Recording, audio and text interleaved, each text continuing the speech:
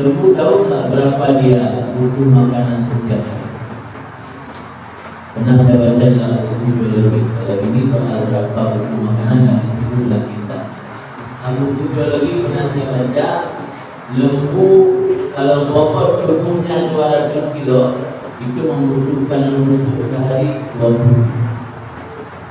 Berarti 10% dari bobot manusia rata-rata bobot berat badan berapa? Ada yang 60 kilo, 70 kilo, 80 kilo. Kadang-kadang kita ambil contoh 70 kilo.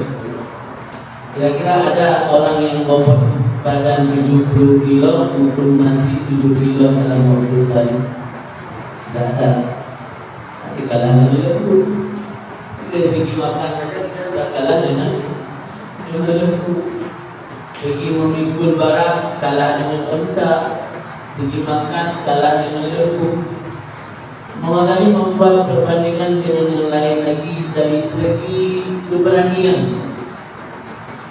Kadang-kadang kita pemberani, kadang mati, tapi masih kalah juga dengan binatang yang namanya singa atau harimau. Karena seberani-beraninya manusia, dia punya akal, punya otak.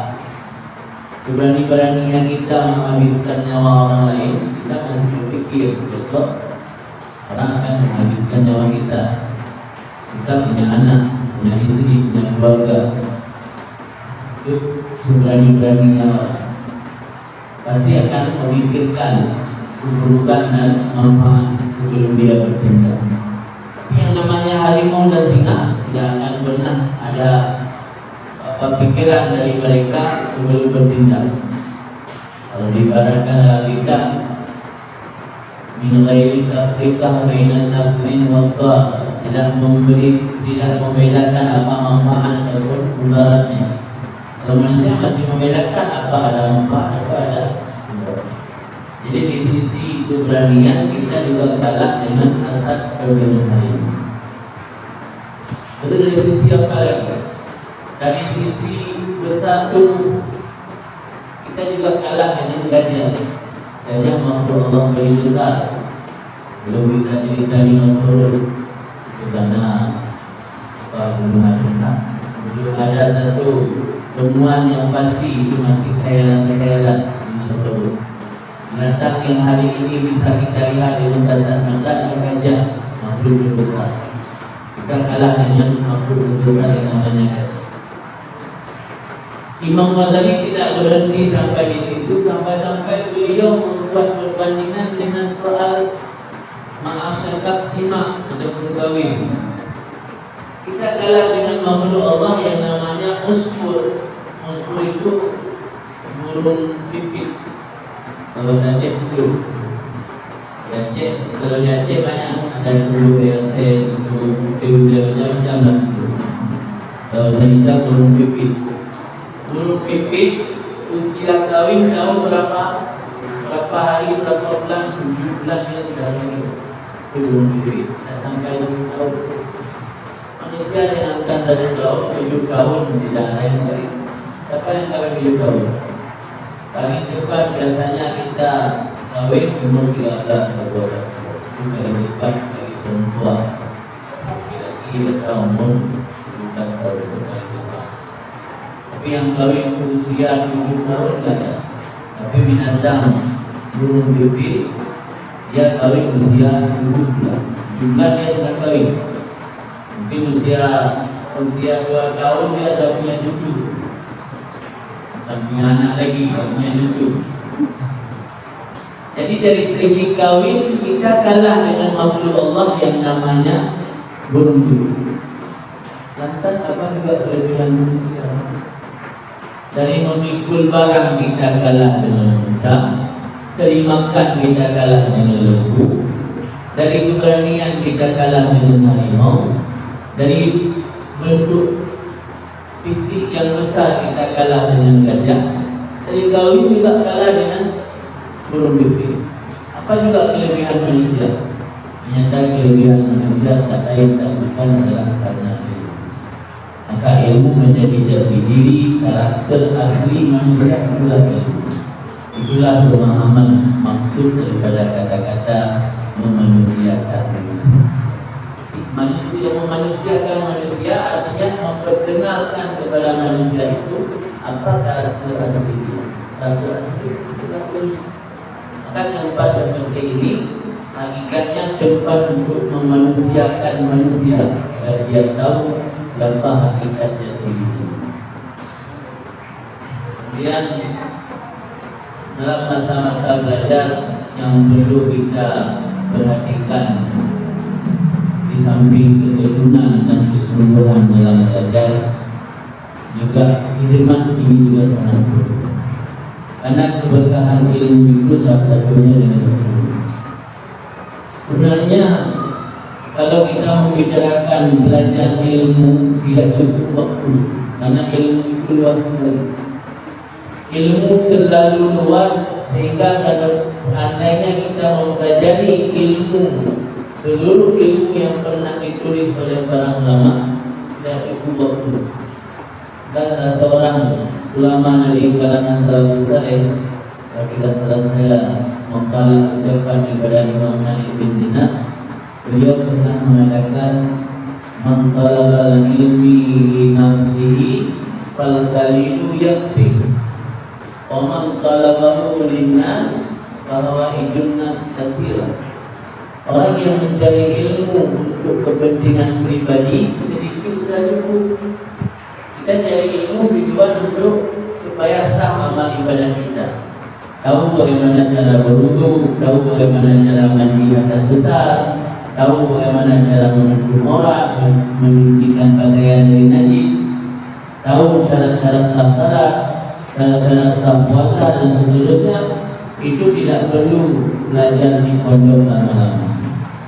Orang yang belajar ilmu untuk kebutuhan dirinya, al-qalilu yakfi, sedikit sudah cukup. Amal talabahu linnas, orang yang mencari ilmu untuk kepentingan manusia, orang banyak. Bahwa idunnas kasirah, kebutuhan orang banyak. Kita cari ilmu biar menjadi ahli agama yang sanggup menjawab problematika yang timbul dalam masyarakat, kebutuhan masyarakat banyak. Satu orang itu kepala bukan satu logikanya, dan dua tiga empat, pikirannya bisa dua tiga empat. Jadi dalam menjawab persoalan yang timbul dalam masyarakat butuh ilmu yang banyak. Inilah yang menyebabkan kenapa pondok-pondok dimanapun, bukan hanya di Aceh, termasuk di Jawa dan di belahan dunia yang lain, butuh waktu yang lama untuk melahirkan seorang ulama. Ulama itu tidak bisa dibaca dalam waktu yang singkat. Tidak ada ulama gila, itu ada pesantren gila. Pesantren gila yang dibuka di dalam malam itu bukan untuk melahirkan ulama gila. Pesantren gila itu hanya untuk memberikan ilmu-ilmu praktis, ilmu-ilmu yang segera harus dipraktekkan oleh para mukallafin, para hamba-hamba Allah yang sudah mencapai usia akil balik. Itu tujuan daripada pesantren gila sebenarnya, bukan untuk melahirkan ulama. Kalau untuk melahirkan ulama yang ahli agama yang bisa memberi solusi ketika terjadi persoalan-persoalan di tengah-tengah masyarakat, ini butuh belajar yang lama. Salah satu syarat untuk mendapatkan ilmu, tulul zaman, butuh waktu yang lama untuk belajar. Mungkin seorang ulama lahir secara instan. Biasanya lahir secara instan itu berbahaya. Ulama yang lahir secara instan juga berbahaya, bisa menyesatkan umat. Bukan memberi hidayah kepada umat, menyesatkan umat. Sama seperti instan, apapun yang sifatnya instan itu tidak baik untuk kesehatan. Ulama yang lahir secara instan juga tidak baik untuk umat, bisa menyesatkan. Kalau adik-adik ingin melanjutkan ke jenjang agar menjadi ahli agama, menjadi orang yang betul-betul paham seluk-beluk tentang hukum syariat, mampu memberi solusi yang terbaik kepada umat ketika mereka menghadapi berbagai macam problematika dalam kehidupan, itu harus melanjutkan ke jenjang pesantren-pesantren besar. Tidak cukup hanya belajar saja di Madinah. Tapi kalau adik santri ingin menjadi orang yang memiliki ilmu yang mumpuni untuk diri sendiri dan untuk keluarga, itu insyaAllah belajar di sini sudah bagus. Sama belajar berdiri, sama belajar berdiri, insyaAllah sudah bagus. Segala ini menjadi ahli agama, menjadi penerus para ulama-ulama, itu harus belajar sampai 8 tahun, 12 tahun. Kemudian itu rata-rata belajar sampai 15 tahun dan 8 tahun belajar pertama. Setelah selesai 8 tahun kita diberi tugas untuk mengajar, sama mengajar santri di siang atau pagi itu menjadi wali kelas. Mengajar selama 2 sampai 4 tahun baru kita diberi amanah untuk menjadi wali kelas. Maka kalau dari setelah kita lihat saya disebut dikasih lokal malam. Lokal malam dikasih ruang belajar yang kita mengelola belajarnya di mengasuh belajarnya di waktu malam. Wali kelas yang menjadi guru malam itu wali kelas. Jadi kalau sudah diberi pekerjaan sebagai wali kelas, itu berarti kita sudah punya tanggung jawab dan hanya mengajar, kita mengasuh dan mengelola santri lah, mengasuh santri. Jadi kalau tugas sebagai guru siang atau guru sore, guru pagi atau guru sore, itu hanya sekedar mengajarkannya saja. Maka belajar ilmu harus memiliki ketekunan. Di samping ketekunan, kita juga harus berkhidmat. Kenapa harus berkhidmat? Karena banyak sekali ilmu yang diberikan Allah karena kita khidmat. Seperti saya bilang di awal tadi, kalau mau belajar semua kitab yang pernah ditulis ulama tidak cukup umur. Dengan harapan kita dalam belajar banyak kita dapatkan ilmu mauhibah.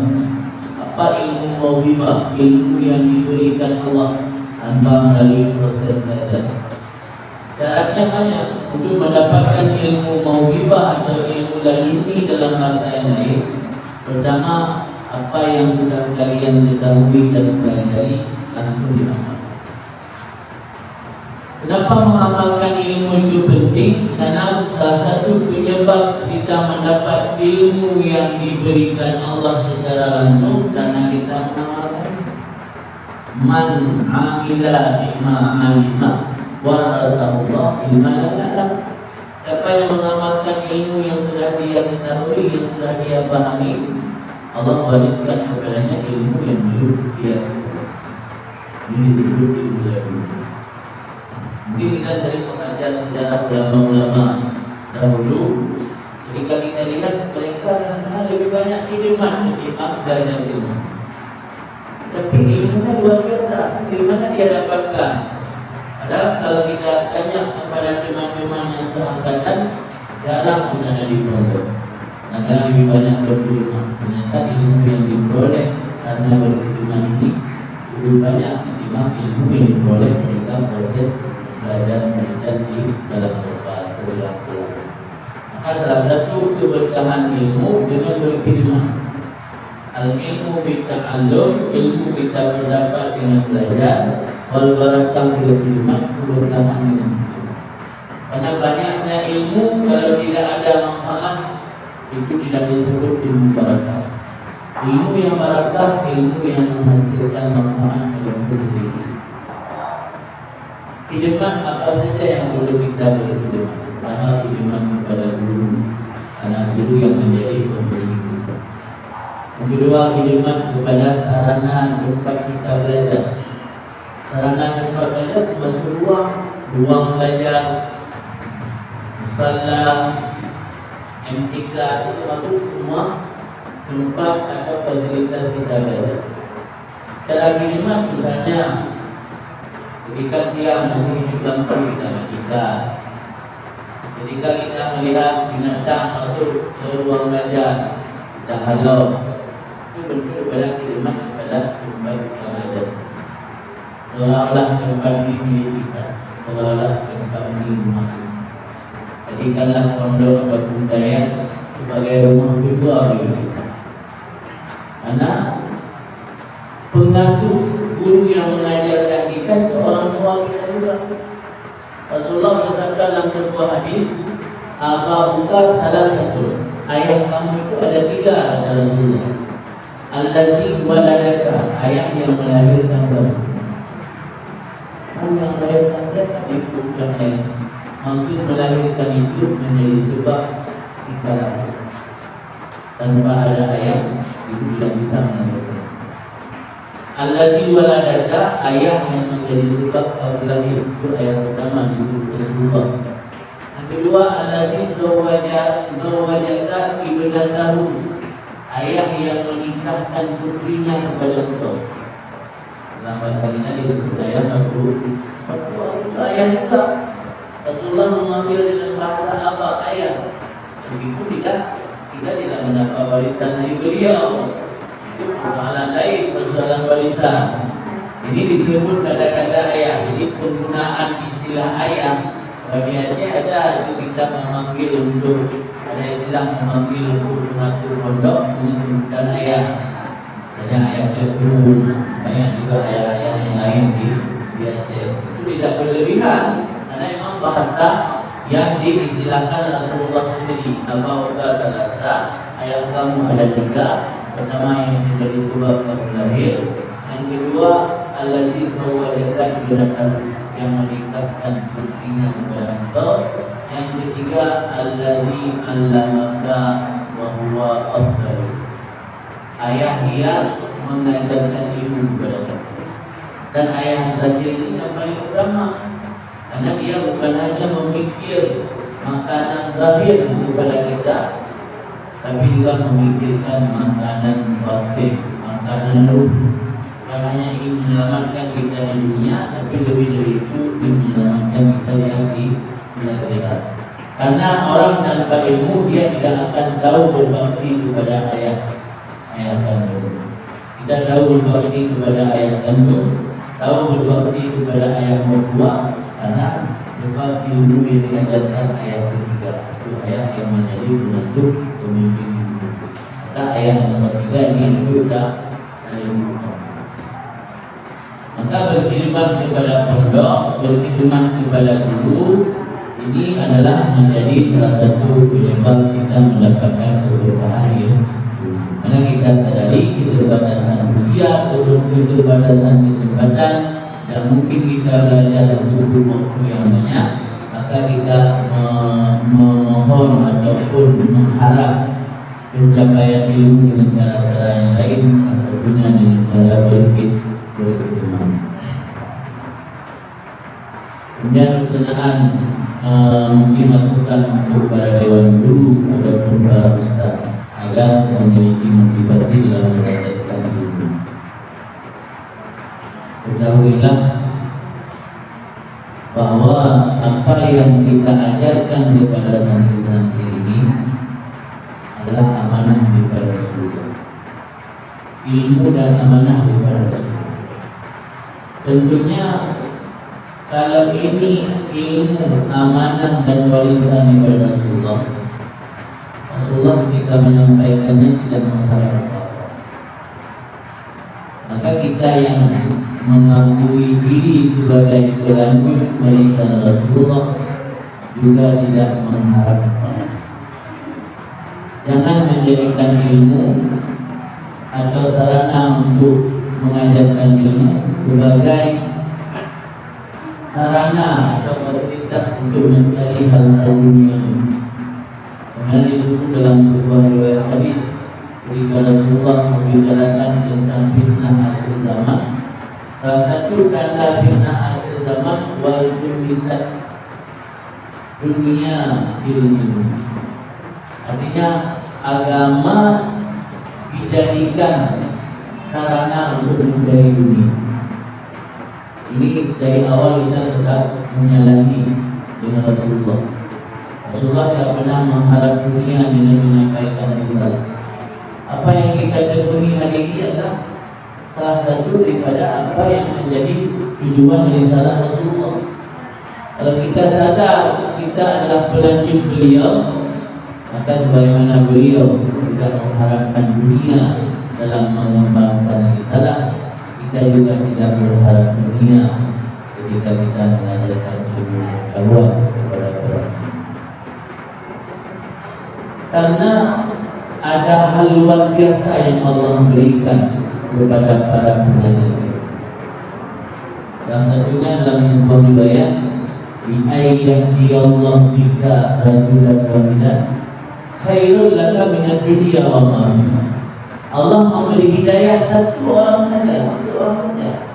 Dengan sebab itu khairul laka minad dunya wa ma fiha, lebih baik daripada dunia dan isi. Cuma Allah sembunyikan, tidak nampak. Tidak disebutkan oleh para ulama-ulama alim billah dalam kitab-kitab tasawuf. Seandainya Allah kasih nampak keutamaan ilmu pengetahuan, orang yang lagi berdagang akan meninggalkan contohnya untuk mengajarkan diri. Orang yang lagi diberi amanah sebagai pemimpin gubernur wali kota akan meninggalkan jabatannya untuk mengajarkan. Allah tutup rahasia tersebut. Allah hilangkan, tidak dikasih nampak pada pandangan mata kita. Karena dunia ini masih negeri ujian, kita belum selesai ujian. Yang namanya tempat ujian pasti tidak boleh kita membocorkan jawaban soal, karena masih suasana ujian. Kapan baru boleh dibocorkan jawaban soal? Ujian sudah selesai. Ini negeri dunia masih negeri ujian. Allah ingin mengetahui mana orang yang tulus, mana orang yang bohong. Jika Imam Qurtubi, salah seorang mufassir, ditanyakan kenapa Allah menguji orang-orang yang saleh, kita melihat realita di lapangan lebih banyak yang dapat ujian itu orang saleh. Malah ahli maksiat, orang yang tidak pernah salah, jarang dapat ujian. Jawaban beliau, "Yatabayyana baina as-shadiq wal kadhib," supaya jelas, supaya jelas mana orang yang saleh tulus dan mana orang yang kadzib bohong. Karena orang yang bohong dia akan mau beramal ketika jelas apa balasannya. Ada riwayat, ada poin yang kembali ke dia mau beramal. Kalau tidak ada riwayat, tidak ada poin yang kembali, dia tidak akan beramal. Jadi supaya jelas mana orang yang tulus dan orang yang bohong, bila Allah menguji kita dengan berbagai ujian. Maka belajar ilmu ini kita sudah dijanjikan Rasulullah, satu saja orang dapat hidayah dari sebab kita lebih baik daripada dunia dan isinya. Kalau bukan lagi ucapan Rasul yang kita percaya, kita yakini ucapan siapa lagi. Ini apa firman, bukan firman sabda daripada Rasulullah Sallallahu Alaihi Wasallam. Ada dalam riwayat yang lain disebutkan muallimun nas, orang yang mengajarkan ilmu kepada manusia, itu didoakan malaikat hatta hudfil bahar, sampai ikan di laut. Dulu saya ketika mendengar hadis ini muskil, terasa banyak ada yang kurang paham. Apa kaitannya ikan di laut mendoakan ustaz yang mengajarkan ilmu kepada manusia? Ketemu jawaban lagi kita menghasal. Di sana disebutkan salah satu penyebab ikan mendoakan ustaz yang mengajarkan ilmu agama karena penyebab Allah memberi rahmat karena manusia tidak bermaksiat. Salah satu rahmat Allah ucap, ikan meskipun hidup bertahun-tahun di dalam laut, dia tetap butuh air hujan. Jadi salah satu bentuk rahmat Allah turunkan hujan. Penyebab turun rahmat karena manusia tidak bermaksiat. Kenapa manusia tidak bermaksiat? Karena diajarkan ilmu oleh ustaz. Di ustaz ajarkan ilmu, sehingga tahu mana yang maksiat ditinggalkan, akhirnya turun rahmat dari Allah. Maka ikan merasa berterima kasih kepada ustaz. Kalau orang yang mengajarkan ilmu agama kepada manusia, ikan dalam laut pun mendoakan. Maka kami sering berpesan di sana, kalau ada dewan guru yang minta izin nikah pulang kampung, kami selalu berpesan usahakan sampai di kampung ada kesempatan untuk mengajar. Karena kadang-kadang kita tidak sempat berdoa di sini. Tapi ada makhluk Allah yang lain yang Allah istijabahkan doa, yang tidak pernah bermaksiat kepada Allah, para malaikat dan ikan yang ada di laut mendoakan kita. Usahakan ada waktu kesempatan untuk mengajar, meskipun bukan daerah sendiri, bukan pondok sendiri.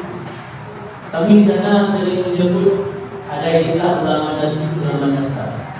Apa beda? Al-Farqu bainal ulama nasib dan ulama nasab. Kalau ulama nasab itu karena dari orang tuanya sudah punya pesantren. Anak ulama, kalau di Jawa disebut dus, kalau di Aceh sebagian ada sebutan du. Du itu sebutan kepada anak ulama, tapi bukan semua yang daerah Aceh, sebagian ada yang memiliki sebutan seperti itu.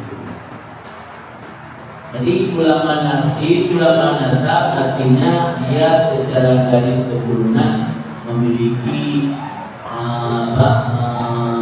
keulamaan. Artinya ayahnya ulama, kakeknya ulama, dia tidak pondok.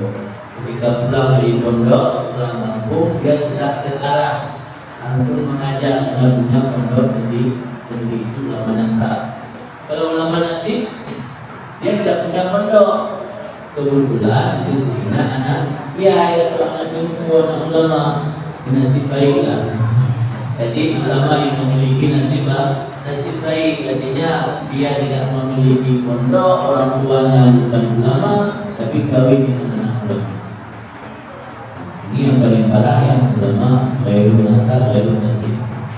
Jadi bukan ulama nasab, bukan ulama nasib, ini yang harus memikirkan sendiri untuk membangun pondok.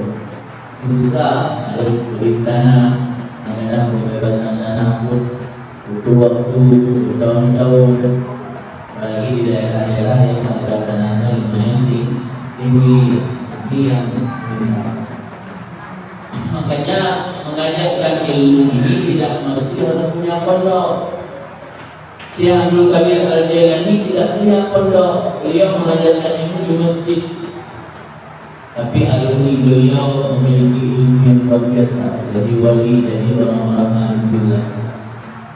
Jadi jadi ulama itu sebenarnya tidak mesti harus di pondok. Cuma karena kondisi tempat kita tidak memungkinkan, kalau di luar banyak virus istilahnya, banyak hal-hal yang mengganggu konsentrasi belajar, beda dengan zaman dahulu. Pada zaman dahulu mungkin gangguan orang belajar tidak sama seperti sekarang. Karena dulu jarang ada madrasah-madrasah. Paling dulu ada madrasah Al-Ikhwaniyah, ada sering disebut yang dibangun oleh Imam Juwaini dan juga oleh Imam Ghazali. Ada madrasah Darul Hadis yang dibangun oleh Imam Nawawi. Tapi ada juga ulama-ulama lain yang kita tidak pernah mendengar beliau mengajar di madrasah. Memperbanyak karya-karya tulis. Ada juga yang mengajar di halaqah di masjid. Ini beda cara belajar ilmu dulu dengan cara belajar ilmu sekarang. Maka mengajarkan ilmu itu yang paling penting, tidak mesti harus di pondok kepentingan.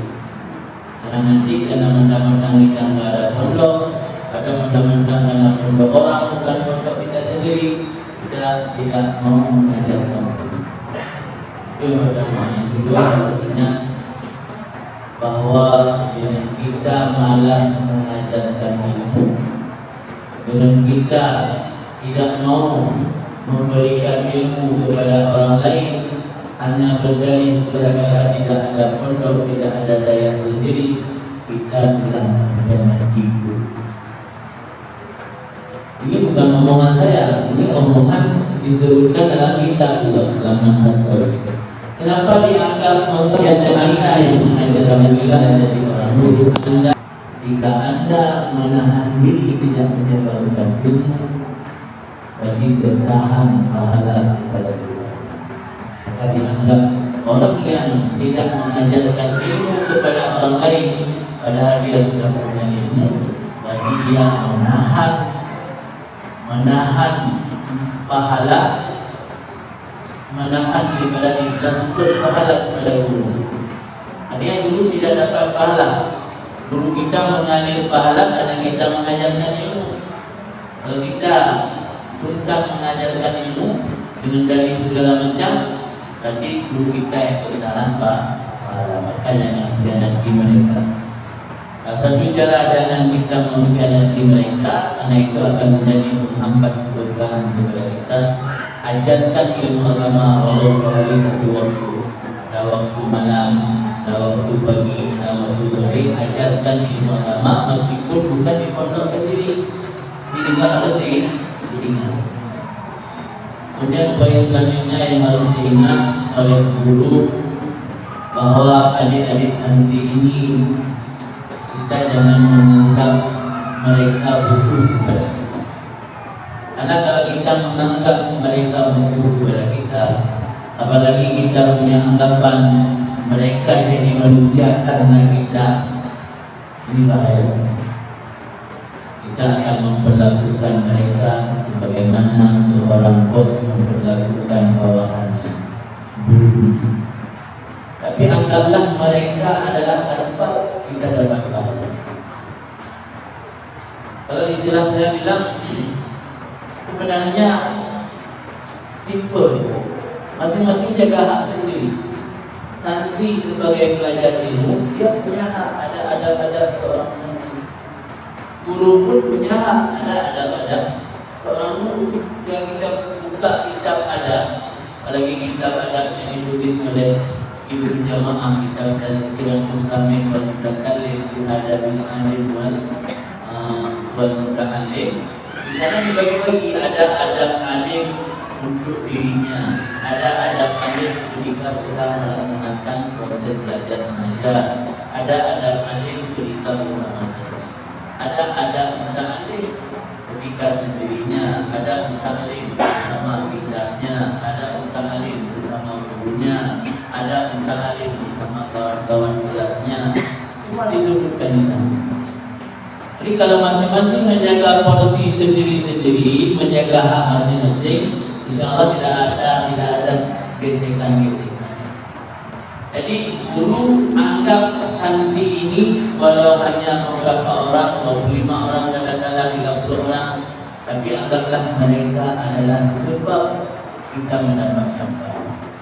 Mereka adalah sebab kita mendapatkan ganjaran pahala yang luar biasa melebihi daripada ibadah sunat. Anggaplah mereka lahan kita berjihad fisabilillah. Anggaplah mereka adalah sebab kita didoakan para malaikat dan kita di laut. Jangan menganggap mereka orang yang mengusulkan untuk kepada kita. Jangan menganggap mereka jadi manusia karena kita. Ini berbahaya. Karena yang memanusiakan mereka Allah bukan kita. Kita adalah asbab. Dan kita sampaikan tentang ilmu kita, ilmu yang diwariskan Rasulullah. Kalau ini kita tanamkan dalam prinsip pribadi kita, insya Allah kita akan merasa senang dan kita akan merasa bahagia menjalankan hari-hari, menjalankan aktivitas kita mengajarkan ilmu. Karena apa yang kita ajarkan ini warisan Rasulullah, urusan Allah yang menjadikan mereka manusia, kita hanya sebab menyampaikan ilmu. Itu saja yang kita tanam. Jangan pernah beranggapan mereka jadi manusia gara-gara kita. Buang beliau mengatakan, tapi jadikan mereka lahan kita mendapat pahala. Jangan jadikan mereka lahan kita mendapat keuntungan dunia, ini bahaya. Jadikan mereka lahan kita mendapat keuntungan lagi, keuntungan. Ini yang akan mendatangkan manfaat. Karena ketika kita sama visi, sama-sama visi kita mengemban tugas yang ditinggalkan oleh Rasulullah. Sama-sama visi kita mengarahkan mereka tujuannya kepada Allah, bukan tujuan diri kita. Kita tidak akan terganggu dengan kehadiran orang. Tapi kalau tujuan kita mengajarkan ilmu untuk mengarahkan mereka kepada diri kita, bukan kepada Allah, ini ketika orang yang kita ajak kepada diri kita mungkin bersaing dengan orang yang diajak kepada diri orang lain, ini akan menjadi persaingan. Ud'u ila sabili rabbik, ajak mereka ke jalan Tuhan. Jangan ud'u ila sabilika, jangan ajak mereka kepada jalanmu. Dan jangan juga ud'u ila sabili jama'atika, jangan ajak mereka kepada kelompok. Tapi samakan misi dan visi, kita mengajak mereka ke jalan Allah. Ayo bantu sama-sama kita ajak ke jalan Allah. Ketika makin ramai orang yang mengajak kepada jalan Allah, kita terbantu. Tapi kalau sasaran kita mengajak mereka kepada jalan diri kita, datang orang lain yang ikut sama profesi seperti kita merasa tersaingi, merasa terganggu, tidak nyaman. Ketika sama-sama visi mengajak kepada jalan Allah, makin ramai yang mengajak, makin kita merasa terganggu. Itulah yang kita tanam dalam diri kita agar Allah meringankan apa yang kita lakukan pada hari ini, dengan sebab tujuan kita sama, perbaiki niat dalam hati kita. Ngapain sih saya akan membantu di pondok? Karena ini bukan pondok saya, bukan pondok keluarga saya juga bukan alumni di sini. Jadi jadikan mereka sebagai lahan untuk memperbanyak amal akhirat kita, karena tujuan itu kita akhirat seperti itu. Maka dengan satu visi, dengan niat yang salihah, dengan niat yang bagus, insya Allah buka pintu rezeki. Imam Junaid Al-Bukhari mengatakan bahwa siapa yang meniatkan niat yang bagus, insya Allah bukakan pintu rezeki. Kita mampu menjalankan ini semua karena doa kita, bukan hanya gaji. Berapa persen dari gaji? Kita tidak dapat gaji di sini. Tapi kalau ada masalah, kadang-kadang mau pribadi dikasih, mau pribadi kadang-kadang dicari sama abang aja, kasih bicara untuk kita, agar kita dapat insentif sedikit. Tapi bukan gaji. Jadi yang kita harapkan itu bukan gaji. Jadi semua yang kita lakukan kita dan taufik Allah. Kunci itu dapat dari Allah, perbaiki niat. Niat yang bagus, niat yang salihah, insya Allah dapat pintu taufik itu. Taufik itu kalau berat, Allah ciptakan kekuatan pada kita untuk menjalankan ini. Mungkin itu saja sebagai nasihat kita. Mudah-mudahan bermanfaat. Selanjutnya kita masuk dalam acara yang lain. Acara bersejuk. Mohon maaf kalau sudah lama dan suasananya pun suasana dingin. Berbagai mungkin suasana itu. Jadi kita berada di sini dulu. Bersiap-siap mudah-mudahan Assalamualaikum warahmatullahi wabarakatuh.